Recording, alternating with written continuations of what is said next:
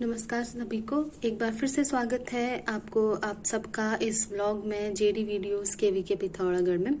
तो जैसा कि आप हमारे व्लॉग्स को देख रहे हैं, इनको आप अच्छा रिस्पांस दे रहे हैं, तो हम उसके लिए आपको थैंक यू बोलना चाहेंगे। और आप देखते हैं कि जैसे जो व्लॉग्स में हैं, हमारे जो केंद्र की एक्टिविटीज़ हैं, सारी एक्टिविटीज़ मौसम से आधारित हों, सब्जियों से आधारित हों, मशरूम से आधारित हैं या मधुमक्खी से आधारित है, ये सारे आपकी जो गतिविधियां हैं इसमें आप लोग क्या नया कर सकते हैं या जो कर रहे हैं वो इसमें कैसे सुधार कर सकते हैं, ये सारी आपको डिटेलिंग मिलती रहती है। तो आज हम जिस बारे में बात करना चाहते हैं वो थोड़ी सी पशुओं के बारे में होने वाली है। और उसमें भी जो आजकल जो गाँव में सबसे अच्छी चीज़ देखने को मिल रही है, जो पोल्ट्री मैनेजमेंट, मतलब कि जो चूजे और जो मुर्गियां पालन कर रहे हैं, आज हम उस बारे में बात करेंगे। तो आजकल जैसे आप देख रहे हैं गर्मियां बढ़ रही हैं, बारिश है, लेकिन फिर भी टेम्परेचर अपनी जो मेंटेन किया हुआ है, टेम्परेचर जो है ज़्यादा है temperature as compare to the other months.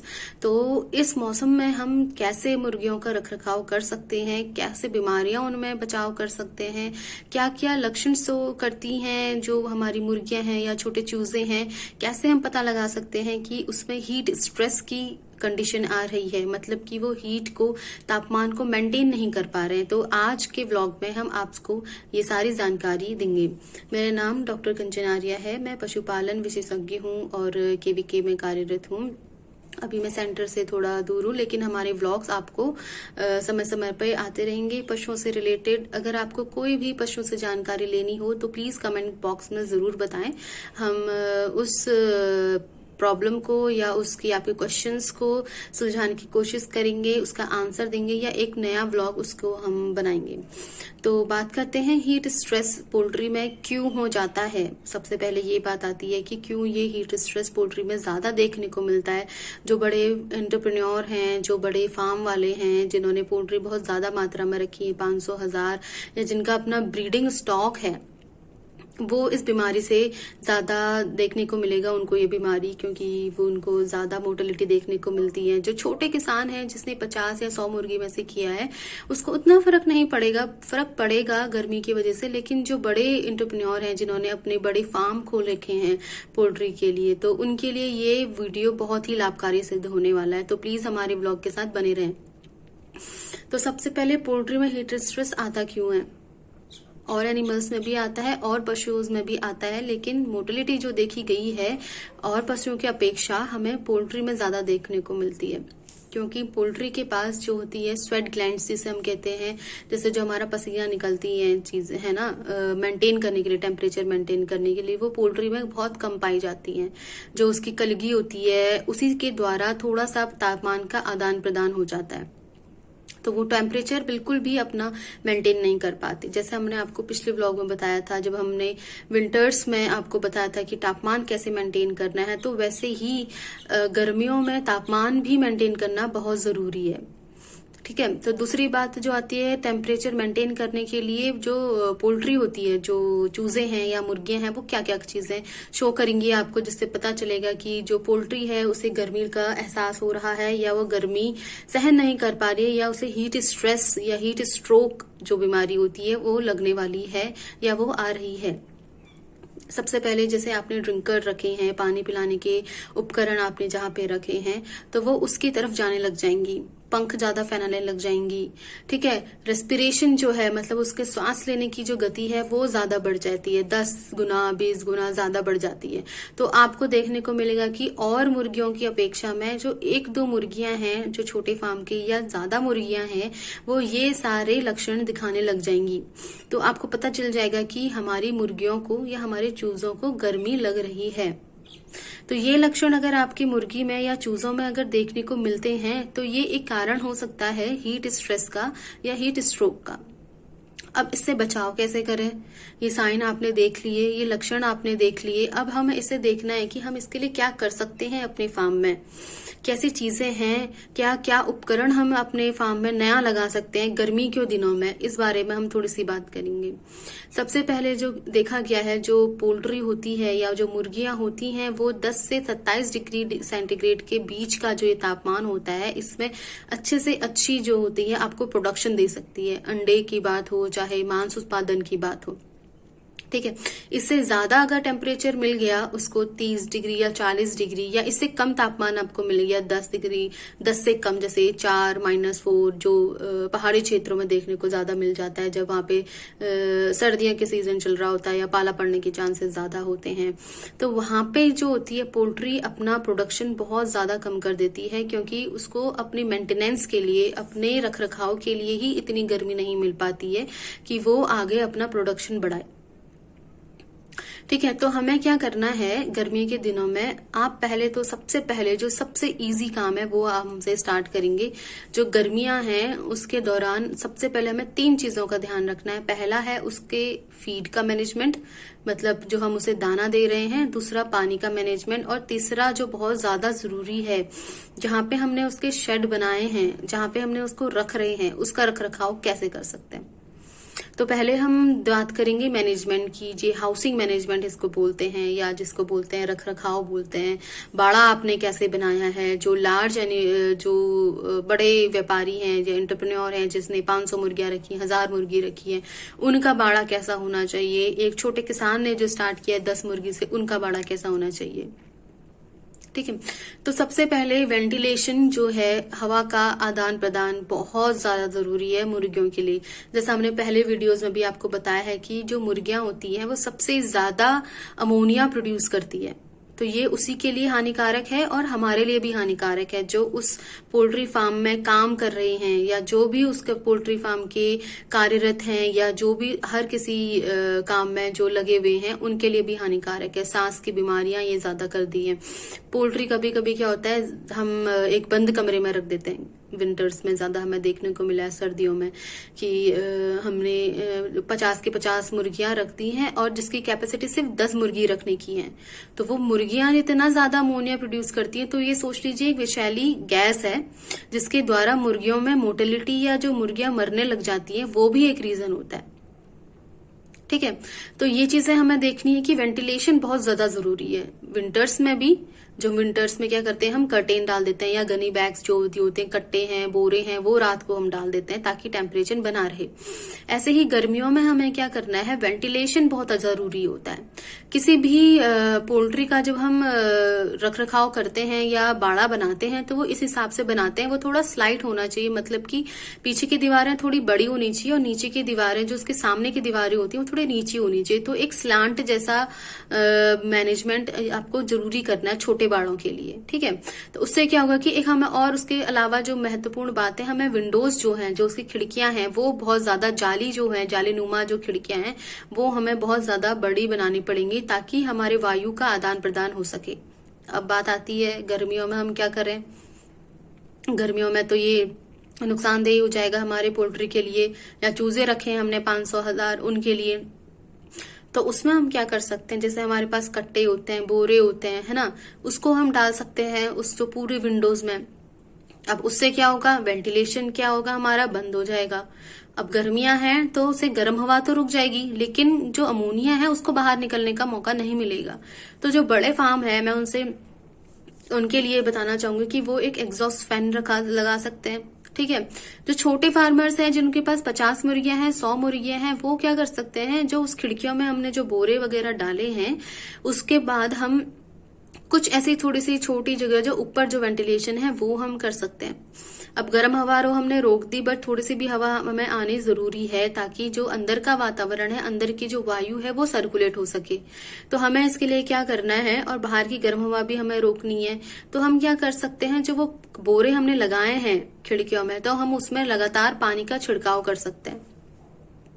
जो बड़े फार्मर्स हैं वो क्या करते हैं, स्प्रिंकलर्स का यूज करने लग जाते हैं छत के ऊपर, जिससे कि छत ठंडी रहे और अंदर का तापमान मेंटेन रहे, 10 से 22 या 25 डिग्री तक हमारा तापमान बना रहे।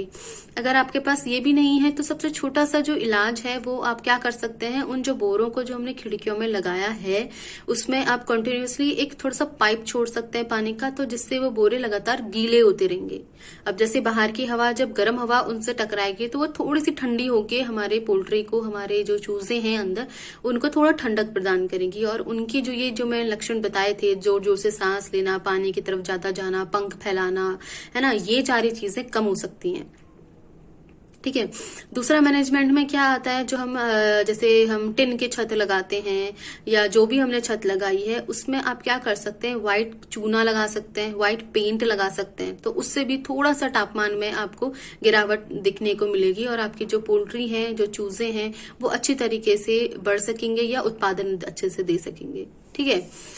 उसके अलावा जो है फॉगर्स, हमारा कुछ जो कमर्शियली आजकल मिलने लगे हैं, फॉगर्स लगा सकते हैं। और फैन जो है वो तो हम लगा सकते हैं, जैसे कि हम अपने घरों में भी फैन लगाते हैं। अगर आपके पास बहुत बड़ी है, 100 है, 200 हैं, तो उनके लिए एक अंदर आप फैन जरूर लगा सकते हैं। ठीक है। एक किनारे पे लगा दें या 2 लगा दें आदान प्रदान करने के लिए, और थोड़ी सी क्रॉस वेंटिलेशन, जो वायु का आदान प्रदान हो सके, इसका सबसे ज्यादा आपको ध्यान देने की आवश्यकता है। इससे पहले अब हम फीड के बारे में बात करें। मैं जो नए लोग हैं जो अभी अपनी पोल्ट्री फिर से लगाना चाहते हैं, 100 मुर्गियां, 50 मुर्गियां, 500 मुर्गियां, 1000 मुर्गियां जो आप लगाना चाहते हैं, तो मैं उनके पहली बात बता दूं कि आप 20% जो आपको जो आप जैसे चाहते हैं 20% आप कम करके लगाएं। जैसे 50 लगाइए तो उसमें 20% आप कम कर लें, 500 लगाइए 20% कम कर लें, क्योंकि गर्मियों में हमें भी स्पेस की ज्यादा जरूरत रहती है ना।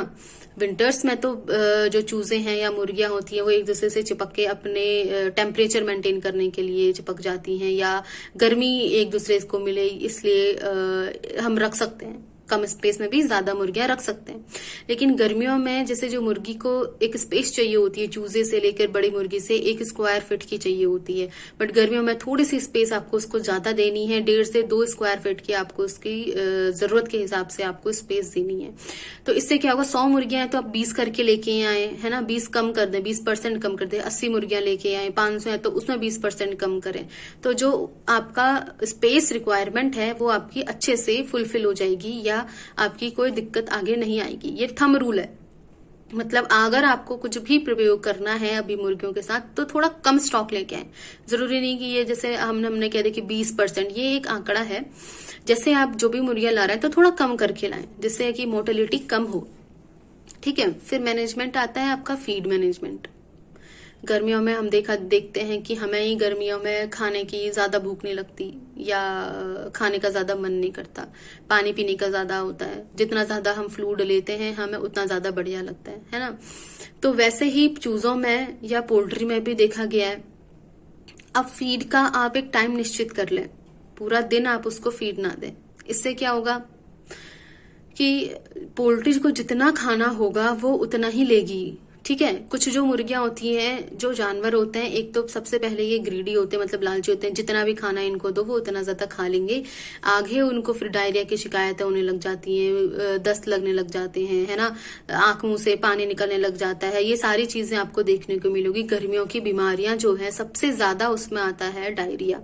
डायरिया मतलब जो पतली जो दस्त होने लगने लग जाते हैं। ठीक है। बॉडी वेट उनका कम होने लग जाता है। एग प्रोडक्शन जो है, अंडे, वो कम होने लग जाते हैं। फीड एफिशिएंसी रेशियो जिसे हम बोलते हैं कि खाने को कन्वर्ट करने की ताकत उनमें कम होने लग जाती है। तो आपको क्या करना है कि आप एक टाइम निश्चित कर लें, जैसे 5:30 से 9 बजे के सुबह आप उनको खाना दें। ठीक है। उस टाइम आप उनको एक शेड्यूल बना लें। पहले दिक्कत आएगी, लेकिन धीरे धीरे धीरे क्या होगा कि पोल्ट्री भी अडॉप्ट करने लग जाएगी। पोल्ट्री जो हमारी मुर्गियां हैं वो भी देखने लग जाएंगी, वो भी उनका भी एक शेड्यूल बन जाएगा जिससे हम कहते हैं, या वो उसी टाइम खाने लेने लगेगी। क्योंकि दिन में टेम्परेचर इतना ज्यादा है, आप उन्हें फिर से फीड दे रहे हैं, लालच में आके भूख आप सुबह से नहीं दिया है तो वो खाएंगी। और टेम्परेचर का और खाने का ये सारी चीजें देखी गई हैं, उसके बाद वो खा तो लेंगी अच्छे से। गर्मी की वजह से उनका पेट खराब होने के चांसेस ज्यादा रहते हैं, जिससे डायरिया होने के चांसेस बहुत ज्यादा रहते हैं। एक सुबह का टाइम कर दीजिए और एक शाम का टाइम कर दीजिए, जब सूर्य ढलने के बाद दे सकते हैं 5:30, या अगर जहां पे ज्यादा टेम्परेचर नहीं है 5:30 से 6 के बीच, जहां ज्यादा गर्मी हो रही है वो 6 से 7 के बीच, ऐसे आप एक टाइम निश्चित कर लें। ये मैं बस एक एग्जाम्पल दे रही हूँ, आप अपने एरिया के हिसाब से, क्योंकि वीडियो है हर जगह के लोग ये देखेंगे, जहां टेम्परेचर की दिक्कत ना भी हो रही हो, तो आप अपने हिसाब से उसको ऊपर नीचे या टाइम अपने हिसाब से सेट कर सकते हैं। बट जो बेसिक जो रूल है वो ऐसे ही रहने चाहिए। ठीक है। ऐसा देखा गया है जैसे टेम्परेचर अगर बढ़ गया है 1 डिग्री भी, तो हमारा जो फीड होता है पोल्ट्री 1 से 5% कम कर देती है खाना, जहां तक भी 1 डिग्री का तापमान आपको बढ़ेगा। तो देख लीजिए, तापमान का और खाने का बहुत ज्यादा रिलेशन है, बहुत ज्यादा महत्वपूर्ण तत्व है ये, या आप बोल सकते पॉइंट है जिसे हमें नजरअंदाज बिल्कुल नहीं कर सकते। फिर बात आती है पानी की। गर्मियों में हम ही ज्यादा पानी पीने लग जाते हैं, तो पोल्ट्री है, जानवर हैं, उनको भी पानी की आवश्यकता है। अब ये हम ऐसा ना करें कि जैसे विंटर्स में हमने बताया था कि गर्म पानी करके दें, ल्यूकवार्म पानी करके दें, थोड़ा सा गुनगुना पानी उनको दें। अभी भी हम वैसे ही चला रहे हैं कि सुबह ठंड होती है, नहीं, हमें उनको साफ पानी देना है, थोड़ा सा ठंडा पानी देना है, ठीक है। अब जो है गर्मियों में हमें देखिए पसीना आता है, हम उसमें ग्लूकोन डी वगैरह मिला लेते हैं या नींबू पानी हम उसको पी लेते हैं। तो पोल्ट्री को भी आवश्यकता है, वो पसीना निकालने की क्षमता उसमें नहीं है, लेकिन जो उनकी कलगी होती है, कॉम्ब जो इसे हम इंग्लिश में बोलते हैं, उससे थोड़ा बहुत जो होता है पसीना या पानी निकलने की अपेक्षा रहती है। और जैसे डायरिया जिस पोल्ट्री को हो गया तो उसमें क्या निकलना है, पानी ही निकलना है। तो हम यहाँ पे एक वर्ड यूज करते हैं, फोर्टिफिकेशन ऑफ वाटर, मतलब कि पानी को भी हम कुछ चीजें उसमें मिक्स करके हमें दे रहे हैं जिससे हमें पोल्ट्री को ताकत मिले। जैसे हम इलेक्ट्रोलाइट दे सकते हैं, ORS दे सकते हैं, है ना। और हम जो विमिरॉल जो आता है आपका A to Z विटामिन जिसमें होते हैं, वो आप पोल्ट्री को जरूर दें गर्मियों में। तो मैं आपको ये कहना चाहूंगी, जैसे 1 लीटर पानी है या 2 लीटर पानी है, जैसे भी आपकी मुर्गियां, जिस हिसाब से आपकी मुर्गियां 500 हैं, 100 हैं, 50 हैं, 10 हैं, उसके हिसाब से 1 लीटर या आधे लीटर पानी, बस 1-2 ड्रॉप्स आपको विमिरॉल के डालने हैं। अगर विमिरॉल नहीं आपको मिल रहा है तो आप क्या दे सकते हैं, A to Z विटामिन दे सकते हैं। बहुत सारे विटामिन सप्लीमेंट्स आते हैं, ठीक है। ये भी आपको नहीं मिल रहा है तो जो इलेक्ट्रोलाइट्स आता है, जो हम बच्चों को पिलाते हैं, ORS का घोल जो है, वो भी आप अपनी पोल्ट्री को पिला सकते हैं, जिससे उसका पानी का इंटेक भी बढ़ेगा। और जो पानी के साथ सिर्फ पानी नहीं जाएगा, उसको इलेक्ट्रोलाइट है, उसको ऊर्जा प्रदान होगी, जिससे उसका एग प्रोडक्शन या गर्मी लगने के जो भी लक्षण है वो बहुत ज्यादा कम हो जाएंगे, ठीक है। तो ये सारी बातें आपको ध्यान में रखनी है। सबसे पहला हाउसिंग मैनेजमेंट जो उसे बोलते हैं हम, जहाँ पे हमने बाड़ा का रख रखाव, दूसरा फीड का रख रखाव और तीसरा पानी का रख रखाव। ये जरूर आपको 3 चीजें अगर आप ध्यान में देंगे तो आपकी पोल्ट्री जो है, जो इस हीट स्ट्रेस है या हीट स्ट्रोक है, इससे आपकी बच सकती है। और वैसे आप सारे लोग धीरे धीरे जो भी आप लोग काम करते हैं, आपको धीरे धीरे पता चलने लग जाता है कि इस चीज से नुकसान हो रहा है, ये चीजें हमें बदलनी है, इस चीज से हमें नुकसान हो रहा है तो हम ये चीज ऐड कर सकते हैं। तो ये एक बेसिक जानकारी है, किसी पर्टिकुलर जगह को लेके ये वैसे वीडियो बनाए नहीं जाते हैं, तो आप इसको अपने तरीके से ले सकते हैं। लेकिन जो बेसिक इंफॉर्मेशन होती है जो आप कर सकते हैं, जो साइंटिफिक यूज अपनी पोल्ट्री के लिए, चूजों के लिए, वो आप इस वीडियो से आप ले सकते हैं। तो आज का व्लॉग आपको कैसा लगा प्लीज हमें जरूर बताएं इस कमेंट बॉक्स में। और इससे रिलेटेड अगर आपके पास कोई भी क्वेश्चन है तो प्लीज हमें कमेंट सेक्शन में जरूर बताएं। हम आगे उसको जो क्वेश्चंस हैं आपके, उसको आंसर हम देने की, क्वेश्चंस देने की हम पूरी की पूरी कोशिश करेंगे कमेंट बॉक्स में। या अगर ज्यादा के कमेंट्स एक से ही आ रहे हैं या किसी बीमारी से लेके आ रहे हैं तो हम उसमें दूसरा वीडियो जरूर बनाएंगे। धन्यवाद।